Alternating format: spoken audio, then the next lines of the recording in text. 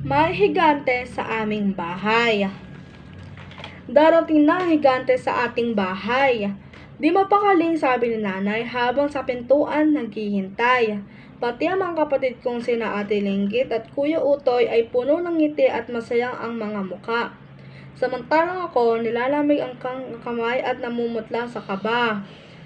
Bakit kailangan pa kasi dumating ang higante at dito pa tumira? Ang bahay namin maliit na nga ay lalong sisikip pa.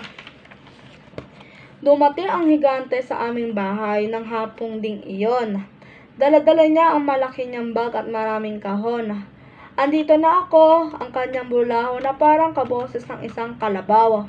Naku, nariyan na siya, sabi ni nanay kasunod ng mga kapatid ko hindi makapaghintay. Pagpasok niya ay dinig ko ang kanyang paglakad. Buwan pag-apak ay mabigat at palakad-lakad. Pagkatapos ang higante ay sumalakpak sa sopa. Yakap-yakap ang aking kuya at ate. Habang ako ay nagtatago sa likod bahay, pasilip-silip sa bintana at nagbabantay. Binuksan ng higante ang malaking kahon na akala ko ay puno ng mga sandata at kanyon. Iyon pala ang laman ay mga pasalubong. Para ito sa maganda kong silinggit. Hawak ng higante ang manika, may magarang damit at bahay-bahayang may maliit na gamit. Para kay Utoy na sobrang likot, sabay labas ng isang malaking robot na naglalakad at nagsasalita pa. At nasaan naman ang aking bunso habang nakatingin siya kung saan ako nagtatago. Gusto ko sanang kunin ang hawak niyang eroplano. Ikaw, Matmat, di ka ba nagpapasalamat? Sabi sa akin ni nanay. Habang tinutulok ako papalapit sa higanteng gusto kong yakapin. Salamat po, ang tanging nasabi ko dahil sa higpit ng yakap ng higante, sinlakas ng oso. Pagkatapos agad akong kumaripas ng takbo pabalik sa nanay ko. Parang nahawakan ka ng multo itong bunso ko. Sabay tawa ng higante parang kumakahol na asong mataba. Ngunit bakit ba talaga natatakot ako sa kanya? Hindi dahil sintangkad siya ng pose ng kuryente o sinlapan ng aming eskapera. Hindi dahil sa malakas niyang pagtawa o sa boses niyang sinlalim ng pag-unga ng baka. Natatakot ako sa kanya dahil ngayon ko lang siya nakita at ngayon ay mas malaki pa siya kaysa sa mga retrato niya sa sala. Sabi ng nanay sa akin, galing raw siya sa ibang bansa. Nagtatrabaho siya doon ng maraming taon kaya di ko siya ganong nakilala.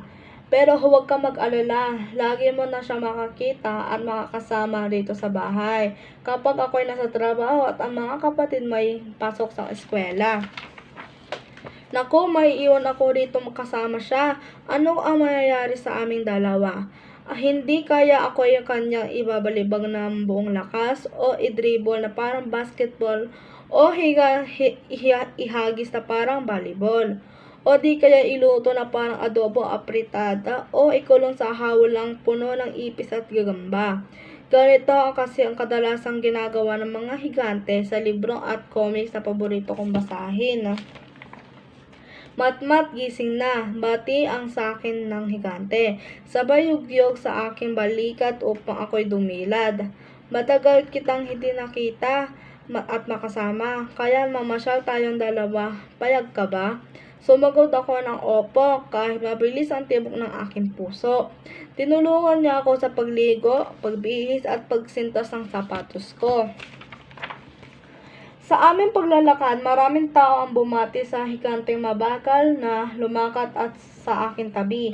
Aba, paring Lenny, saan tayo punta ng bulilit mo? Tanong ni Titong Uritrot na may-ari na malaking tindahang sari-sari.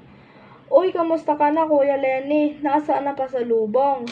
Kantinawan ni Tita Melly habang nag-iihaw ng relo ng bangus at barbecue na itininda mamayang gabi.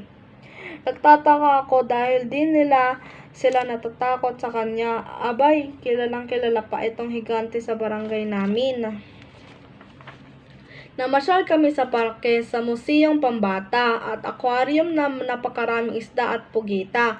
Papunta kami sa mall at kumain ng hamburger at pizza. Unting-unti nawala ang aking kaba sa matangkad kong kasama.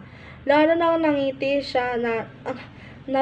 siya niya ako sabay sabing, "Sana'y masaya ka."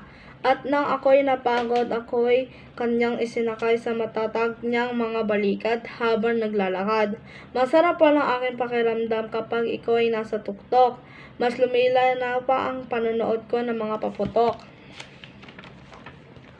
At nang sa wakas ay inantok at nagsimulang humikab, isinandal niya ako sa ulo ko sa tiyan habang malapad. At nararamdaman ko sa aking noo ang mainit niyang palad. Marahan niya akong hinaplos hanggang ako'y namanaginip na nakasakay sa eroplano at sa mga ulap sumisilip. Ngayon alam ko na kung bakit itong si Nanay, si Ate Linggit at Kuya Utoy ay malapit sa loob ng higante. Ito sa aming bahay. Siya ay higante hindi lang dahil laki ng kanyang katawan o lalo ng kanyang boses kapag nakikipagkwentuhan. Siya ay higante dahil sa tawang niyang dumaragdugtong sa lakas, dahil sa ngiti lagi niyang ipinamalas, dahil sa tata ng mga balikat niyang malapad, at dahil sa haplos na manhinahon niyang palad. At ngayon habang kami ay nanonood ng telebisyon, sana'y lagi na lamang ako nasa tabi. Ang higante sa aming bahay, ito ang pinakamamahal kong tatay.